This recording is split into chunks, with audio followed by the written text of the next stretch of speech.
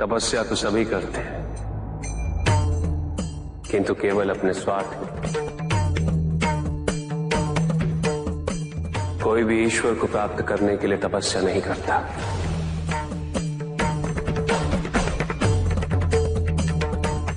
कोई भी तपस्या इसलिए नहीं करता कि उसकी भक्ति उसके आराध्य तक पहुंच जाए। मृत्यु चाहते हो ना, मुक्ति चाहते हैं, किंतु मृत्यु से मुक्ति प्राप्त नहीं होती। ना ही मृत्यु जीवन का अंत होती। सृष्टि ही जीवन, प्रकाश ही जीवन। और यदि जब हम नेत्र खोले और हमें प्रकाश की अनुभूति ना हो, तो इसका यह अर्थ नहीं कि प्रकाश कहीं नहीं। प्रकाश है। आवश्यकता है तो अपने नेत्र खोलकर अंधकार के परे दे दे। यदि इस संसार में उन्नति तभी संभव है जब इस संसार में समानता हो, बराबरी। यदि कोई सर्वशक्तिशाली ही नहीं रहेगा तो कोई निर्बल नहीं होगा। यदि कोई बड़ा नहीं होगा तो कोई छोटा ही नहीं रह पाएगा। शक्ति के इस असंतुलन को संतुलित रखना अनिवार्य है, क्योंकि ईर्ष्यापूर्ण प्रवृत्ति व्यक्तिगत होती है। वो केवल अपने स्वार्थ, अपने उद्धार तक ही सीमित रहती है। ईर्ष्या ही वो विष है जो व्यक्ति के हृदय में ना हारने की महत्वाकांक्षा को जन्म देती। जीतने की इस व्यवस्था से ग्रसित मनुष्य धर्म अधर्म, न्याय अन्याय, उचित अनुचित का ज्ञान भूल जाता है।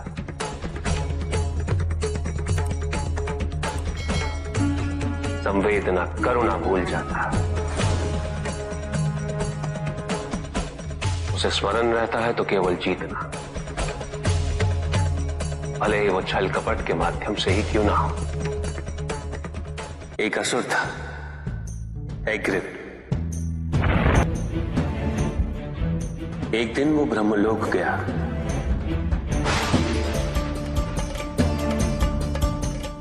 और बड़ी ही चालाकी से उसने ब्रह्मदेव से चारों वेद प्राप्त कर लिए।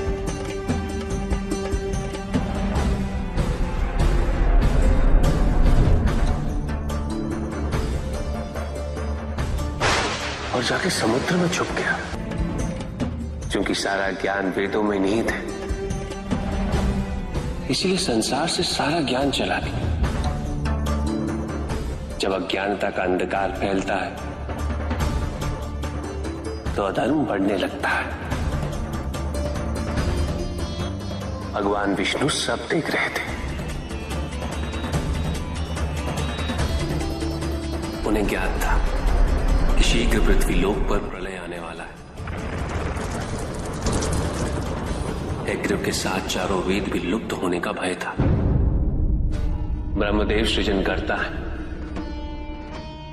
वेदों के अभाव में पुनर्जन्म की प्रक्रिया को पुनर्स्थापित करना अत्यंत कठिन। इसीलिए एग्रिप से उन वेदों को पुनः प्राप्त करना अनिवार्य था। तो भगवान विष्णु ने क्या किया? भगवान विष्णु ने एक मत्स्य रूप धारण किया। वो एक मछली बने और नदी में अवतरित। राजा सत्यव्रत स्नान कर रहे थे। एक छोटी सी मछली उनके हाथ में आ गई। इतनी छोटी मछली? भगवान विष्णु? हाँ, राजा सत्यव्रत उस मछली को जल में छोड़ने जा ही रहे थे कि उस मछली ने बड़ी मछलियों का भय जताते हुए उनसे विनती की। उनसे कहा कि वो उसे अपने साथ ले चले। राजा सत्यव्रत अत्यंत दयालु थे। मछली को अपने कमंडल में शरण दे दी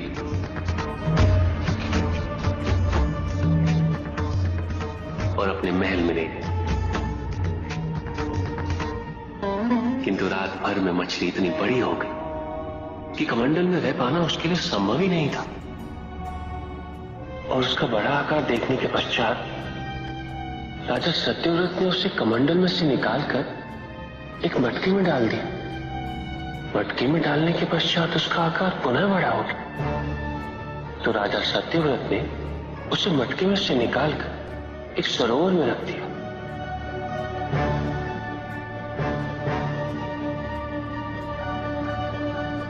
किंतु उस एक ही रात में सरोवर में रखने के पश्चात भी उसका आकार इतना बड़ा हो गया कि उसे नदी में रखना पड़ा। किंतु नदी में रखने के पश्चात भी उसका आकार पुनः बड़ा हो और इतना बड़ा हो गया कि यदि उसे महासागर में नहीं रखा जाता तो उसकी मृत्यु निश्चित थी। राजा सत्यव्रत उसे महासागर की ओर ले गए।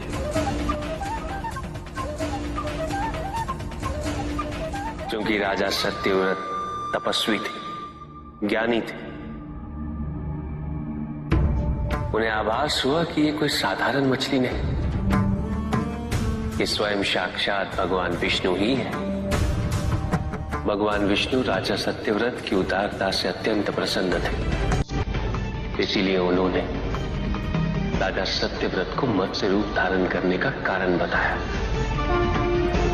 साथ ही उन्होंने सत्यव्रत से कहा कि आज से 7वें दिन प्रलय आएगा, समस्त पृथ्वी जल में समा जाएगी। किंतु आप सप्त ऋषियों के साथ साथ अनाज, वनस्पति व अशुद्धों की प्रत्येक प्रजाति के बीज और प्रत्येक पशु का एक एक जोड़ा लेकर एक विशाल नौका में सवार होकर मेरी प्रतीक्षा कीजिएगा। केवल एक ही स्थान ऐसा होगा जिसकी ऊंचाइयों को जल छू नहीं पाएगा। मैं लौटूंगा और आपको वहां लेके चलूंगा। ऐसा कौन सा स्थान था? हिमालय पर,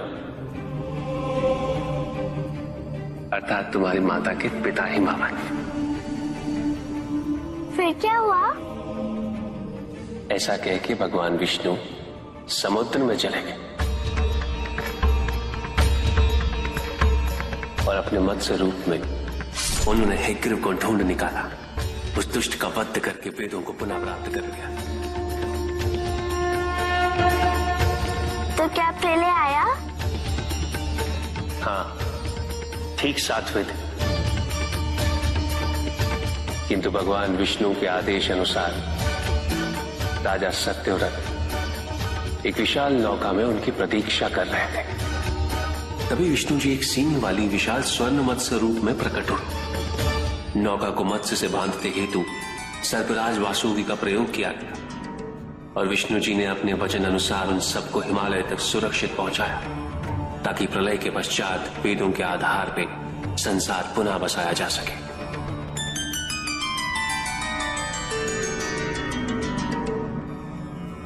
राजा सत्यव्रत मनु कहलाए। मनु अर्थात मानव जाति के प्रजनक। इसी प्रकार भगवान विष्णु ने न केवल वेदों को पुनः प्राप्त कर अपितु समस्त संसार का कल्याण भी। अर्थात भगवान हर संकट में अपने भक्तों की सहायता अवश्य करते हैं। अस्थिरता तो केवल अविश्वास से आती है। स्थिरता के लिए विश्वास अनिवार्य। विश्वास और शांति की निरंतरता बनाए रखना कैसे संभव है? इस नकारात्मकता का प्रसार हम कैसे रोकें प्रभु? केवल इस जागरूकता से कि सब कुछ अहम से संबद्ध नहीं। जब भी किसी व्यक्ति के कार्य में अहम भाव प्रबल हो तो अहंकार व्यक्ति जैसा भी हो उसे अस्तित्व केवल वैसा ही प्राप्त होता है। व्यक्ति यदि अपने कर्मों के लिए अपने को उत्तरदायी समझे तो वो स्वतंत्र था। जब तक व्यक्ति किसी और को उत्तरदायी समझेगा तब तक को निर्भर रहेगा। व्यक्ति यदि ये सोचे कि उसके दुख का कारण कोई और है, तो वो सुखी कैसे रह पाएगा? यह असंभव है, क्योंकि दूसरों को परिवर्तित करना उसके वश में नहीं। वो तो केवल अपने आप को परिवर्तित कर सकता है। यही एक स्वतंत्रता है उसके पास। जो पीड़ा है, जो कष्ट है, वो व्यक्ति के अपने फल है, अपने निर्णय के फल। और जिस दिन वो अपने निर्णय परिवर्तित कर ले, उसी दिन उसके जीवन में परिवर्तन भी आ जाएगा। जिन्होंने जीवन के प्रति घृणा सिखाई, उन सभी व्यक्तियों ने पृथ्वी को नर्क बनाने में अपना योगदान दिया। इसलिए अधिकांश व्यक्ति अपने दोष, अपनी त्रुटियां और अपनी व्यर्थता को जीवन पर आरोपित कर मुक्त हो जाते। उन्हें लगता है कि जीवन ऐसा ही होता है और उसके समक्ष वो विवश। वो ये नहीं समझते कि वो जिन प्रवृत्तियों को लिए, वो प्रवृत्तियां दुख को जन्म देने वाली वृत्तियां हैं। वो अपनी अज्ञानता के गहराई से अनभिज्ञ है और वो अपने अहंकार में ये स्वीकार नहीं कर पाते कि वो तो कुछ जानते ही नहीं। अहंकार सर्वज्ञता का भ्रम उत्पन्न करता है। न जानने की स्वीकृति बहुत बड़ी विनम्रता है और वही पवित्रता भी है। हमें संसार में संतुलन को बनाए रखने के लिए पवित्रता के आधिक्य की आवश्यकता है। किंतु प्रभु, इस पवित्रता में कौन से लक्षण अनिवार्य हैं? अनेकों लक्षण हैं, किंतु इन परिस्थितियों में जो सबसे अधिक महत्वपूर्ण है वो है सतित्व। सकारात्मक ऊर्जा का सबसे पावन स्वरूप सतित्व। इस सतित्व पर मात्र विश्वास ही पर्याप्त है व्यक्ति को सुरक्षित रखने के लिए।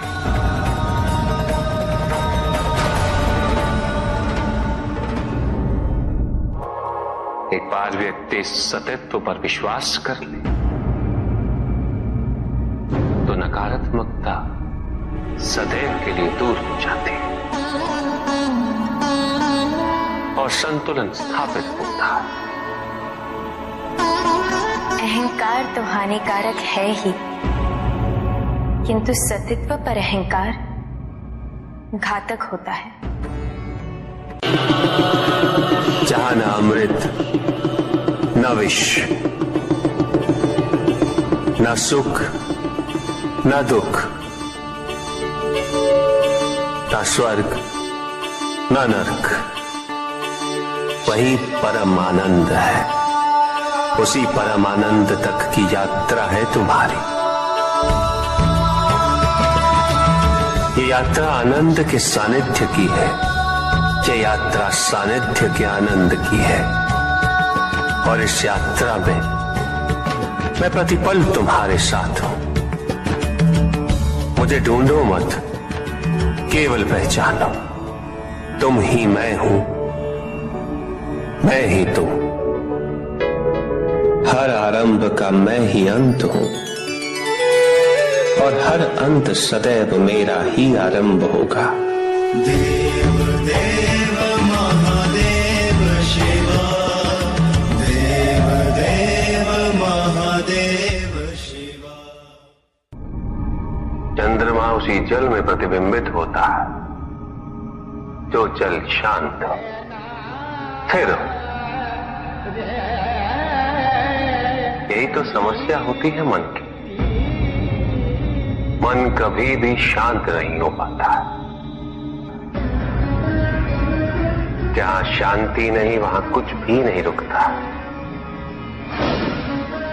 समुद्र की लहरों की भांति विचारों का उपद्रव मन को निरंतर स्थिर रखता। कुछ भी सुनने और समझने के लिए मन का मौन रहना आवश्यक है, किंतु मन मौन रहना नहीं जानता। वो तो निरंतर कुछ ना कुछ कहता रहता है। प्रतिपत्ति, शब्दों का आक्रमण चलता रहता है मन पर, और यही आक्रमण है जिसके कारण व्यक्ति कभी भी शब्दों के परे नहीं जा पाता। जहां जीवन की सत्यता का बोध उसकी प्रतीक्षा कर रहा होता,